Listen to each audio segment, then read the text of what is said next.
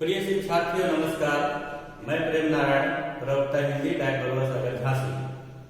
आज हम डीएलएड 2019 विषय हिंदी प्रकरण पाठ्य वस्तु का मौन वाचन करते हुए उसमें निहित भावों, विचारों एवं तथ्यों को समझना का अध्ययन करेंगे। तो इस प्रकरण के पढ़ाने का जो उद्देश्य है उन बिंदुओं को संक्षेप में यहाँ पर इस प्रकार से लिखा गया है कि मौन वाचन का पठन में क्या महत्व है और मौन वाचन क्यों कराया जाना चाहिए। तो पहला उद्देश्य है, पहला लर्निंग आउटकम है इसका पठित सामग्री का समझ के साथ अर्थ ग्रहण कर सकना। यदि पाठ्य वस्तु का केवल उच्चारण करना आता है तो वो कभी भी पढ़ना नहीं कहा जा सकता जब तक कि पढ़ करके पाठ्य वस्तु में निहित भाव एवं विचार को ना समझ सके। तो इसका पहला उद्देश्य यही है कि पाठ्य वस्तु को पढ़ और समझ करके उसका अर्थ ग्रहण किया जा सके। दूसरा है पाठ्य वस्तु में निहित भावों, विचारों एवं तथ्यों को समझ पाना। यदि भाव विचारों तथ्यों को नहीं समझ पा रहे हैं तो पढ़ने का कोई मतलब नहीं है। तीसरा है पाठ्य वस्तु से पूछे गए प्रश्नों के उत्तर दे पाना। कोई भी छात्र प्रश्नों के उत्तर तभी दे पाएगा जब पढ़ी हुई सामग्री को वो समझ चुका होगा। यदि वो समझ नहीं पाता तो प्रश्नों के उत्तर भी स्वाभाविक रूप से नहीं दे पाएगा। अगला उद्देश्य पाठ्य वस्तु को पढ़कर निष्कर्ष निकाल लेना। यदि पढ़े हुए संपूर्ण पाठ का निष्कर्ष निकाल लिया जाता है तो छात्रों को उसका सारांश लिखने में भी मदद मिलती है और सारी की सारी पाठ्य वस्तु उसके समझ में आ जाया करती है। तो ये संक्षेप में पाठ्य वस्तु मौन वाचन के उद्देश्य है। अब समझ लेते हैं हम कि पठन या वाचन कहते किसे हैं। तो जो वाचन शब्द है वो पठन का ही पर्याय रूप है और पठन का सामान्य तौर पर या वाचन का समान तौर पर अर्थ यह निकाला जाता है कि जब कोई छात्र ध्वनियों को मिला करके शब्द बना लेता है और शब्दों का उच्चारण कर लेता है उसे ही पठन कहते हैं। तो इसको कभी भी पठन नहीं कहते हैं। पठन का अर्थ होता है समझना या पढ़ने का अर्थ ही होता है समझना। यदि पढ़ी हुई सामग्री समझ में नहीं आई तो उसको पठन कदापि नहीं कहेंगे, वर्णों एवं ध्वनियों का उच्चारण मात्र ही कहेंगे। तो पढ़ने की एक अपनी अलग ही विशेषता है जिसको इन शब्दों में बताया गया है। देखिएगा, वाचन एक रचनात्मक प्रक्रिया है जिसमें पाठक पढ़ी जा रही सामग्री से मूल भाव एवं तथ्यों को समझकर स्वयं अपनी धारणा बनाकर अर्थ निर्माण कर सके और सीखे हुए ज्ञान का व्यवहारिक जीवन में प्रयोग कर सके। यदि सीखे हुए ज्ञान का जो बच्चों ने पढ़ा हुआ है वो उनके समझ में आया नहीं तो क्या सीखेंगे? कुछ भी नहीं सीख पाएंगे और उसको कभी भी पढ़ना नहीं कह पाएंगे। तो इस प्रकार से पढ़ना एक विस्तृत अर्थ में अपना अर्थ देता है।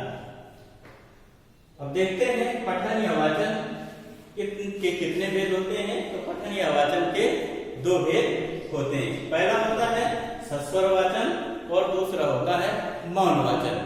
तो सस्वर वाचन किसे कहते हैं? सस्वर वाचन से तात्पर्य होता है कि जब हम कोई कविता या गद्य बोल करके पढ़ते हैं उसमें हमारी आवाज निकलती है, आरोप अवरोध के साथ पढ़ते हैं, दूसरा कोई उसको सुन सकता है, उसे ही सस्वर वाचन कहते हैं। और सस्वर वाचन के भी दो भेद होते हैं।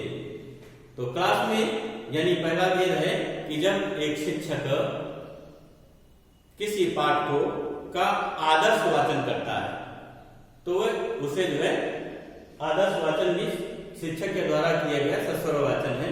और दूसरा जो भेद है सस्वर वाचन का बच्चों के द्वारा किया गया अनुकरण वाचन। वह भी स्वर के साथ किया जाता है। जैसा शिक्षक उच्चारण करता है वैसा बच्चे भी अनुकरण करते हैं। तो ये हुआ सस्वर वाचन। और दूसरा वेद है मौन वाचन। तो प्रशिक्षु मौन वाचन किसे कहते हैं? यानी जो लिखी हुई जो लिखित सामग्री होती है उसको बिना बोले हुए शांत होकर के अर्थ यानी समझ के साथ अर्थ ग्रहण करते हुए उसको पढ़ा जाता है, उसे ही मौन वाचन कहते हैं। हमें जो है मौन वाचन पर विशेष ध्यान देना है। हमारा टॉपिक ही है मौन वाचन। तो मौन वाचन को और अच्छे से समझ ले रहे हैं। तो मौन वाचन जो है सस्वर वाचन की बात की प्रक्रिया है। यानी जब छात्र ध्वनियों, शब्दों और वाक्यों को बोलना सीख लेते हैं और जब वो वैचारिक रूप से परिपक्व हो जाते हैं, मजबूत हो जाते हैं, तो वह बोल करके ना पढ़ना, शांत रह करके पढ़ना पसंद करते हैं और शांत रह करके पढ़ने को ही मौन वाचन कहते हैं। तो मौन वाचन को और स्पष्ट रूप से समझने के लिए कुछ पंक्तियां हैं, उनको देख लेते हैं कि लिखित सामग्री को बिना बोले मन में शांत रहकर पढ़ना मौन वाचन कहलाता है। मौन वाचन में कोष्ठ नहीं गिनते, आप शब्द व वाक्य देखती है और मन व मस्तिष्क से पढ़ाई होती है। मौन वाचन में निपुणता का आना व्यक्ति के विचारों की प्रौढ़ता का द्योतक है और भाषाई दक्षता पर एकाधिकार का सूचक है।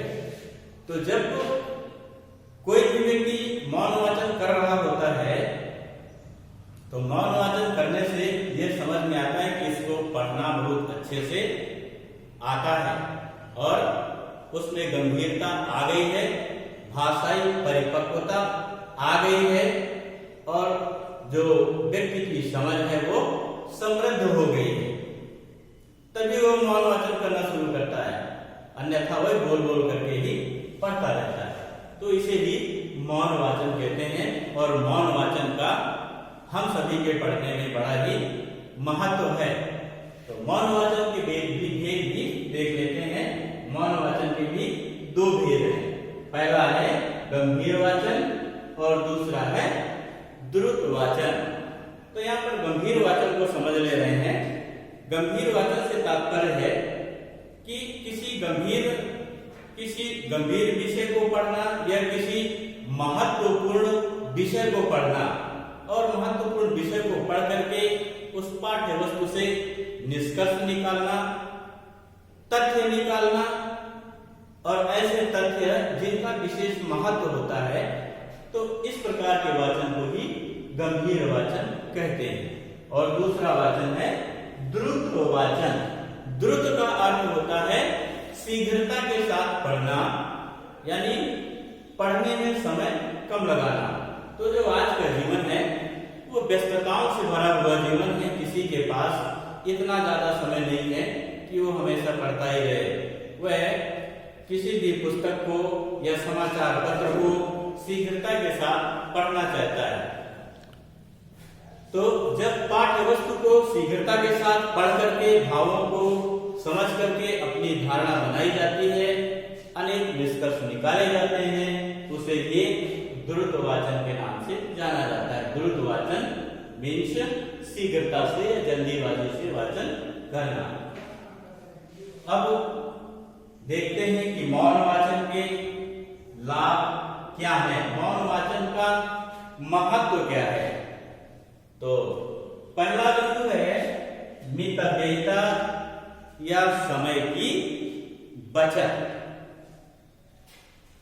तो मौन वाचन का सबसे बड़ा फायदा यह है कि इसमें समय की बहुत बचत होती है, क्योंकि यदि बोल करके कोई किताब पढ़ते हैं तो उसमें ज्यादा समय लगता है और जब मौन होकर के पढ़ते हैं तो उसमें बहुत ही कम समय लगता है।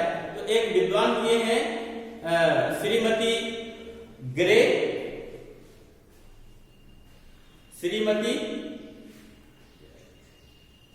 ग्रे और रीस, इन्होंने कक्षा 6 का अध्ययन किया हुआ था और उस अध्ययन में, उस परीक्षण में यह पाया कि एक बालक 1 मिनट में बोल करके 170 शब्द का उच्चारण करता है और वही बालक 1 मिनट में जब मौन वाचन करता है तो 210 शब्दों का उच्चारण करता है। इस प्रकार से इस मौन वाचन में समय की बचत होती है और पाठ्य सामग्री को बोलने की अपेक्षा मौन रह करके पढ़ने में कम समय लगता है। ये इसका बहुत बड़ा फायदा है। और दूसरा है, दूसरे के वाचन में व्यवधान नहीं, क्योंकि यह जब कक्षा में वाचन हो रहा है, बच्चे मौन रह करके वाचन कर रहे होते हैं, पढ़ रहे होते हैं, तो सब लोग शांत रहते हैं। तो जो भी एक छात्र के द्वारा दूसरे छात्र के पढ़ने में कोई भी व्यवधान नहीं होता है और वो बच्चे समझ के साथ पढ़ते रहते हैं और पाठ्य वस्तु को उनको समझने में मदद मिलती है। इस प्रकार से मौन वाचन करते हुए किसी भी व्यक्ति, किसी भी दूसरे छात्र के पढ़ने में व्यवधान नहीं होता। तीसरा पॉइंट है एकाग्रता। मौन वाचन करने से एकाग्रता भी आती है, क्योंकि इसमें कोई व्यवधान रहता नहीं है और इस प्रकार जो पढ़ी हुई सामग्री होती है, जो पाठ्य वस्तु होता है, चाहे वो कविता हो, कहानी हो, नाटक हो, उपन्यास हो, कोई भी विधा हो, अच्छे से मन लगता है और विचार अपने आप मन में आते हैं। अर्थबोध, जब शांत रह करके कुछ पढ़ा जाता है तो वह ज्यादा समझ में आता है और उसका अर्थ भी अच्छे से स्पष्ट होता है। इसलिए भी मौन वाचन का विशेष महत्व है। और शांत वातावरण की चर्चा हो ही गई है। जब शांत वातावरण रहता है, चाहे वो क्लास का हो या घर का हो या कहीं का भी हो, उसकी अलग ही अपना महत्व होता है। समृद्ध समझ, तो मौन वाचन करने से यह भी समझ में आता है कि मौन वाचन ज्यादातर व्यक्ति वही करते हैं जिनकी समझ अच्छी हो गई होती है, सोचने समझने की क्षमता जिनमें ज्यादा होती है। तो मौन वाचन करने से किसी व्यक्ति के समृद्ध समझ का भी पता लगता है। ये भी इसका एक बहुत बड़ा महत्व है। और अंतिम पॉइंट है उच्च कक्षाओं के लिए उपयोगी। जो छोटी कक्षाएं होती हैं, ज्यादातर उन कक्षाओं में बच्चे बोल करके ही पढ़ना पसंद करते हैं।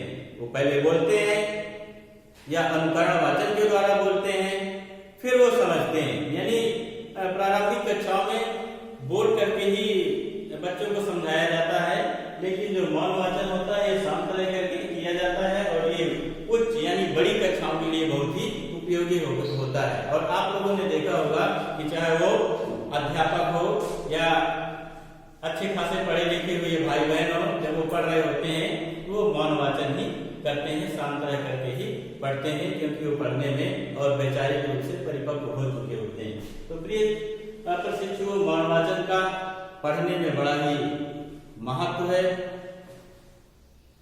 बहुत ही अच्छा योगदान है मौन वाचन का। तो आशा है कि यह प्रकरण आपको अच्छे से समझ में आया है और इसका फायदा बच्चों को मिलेगा। धन्यवाद, नमस्कार।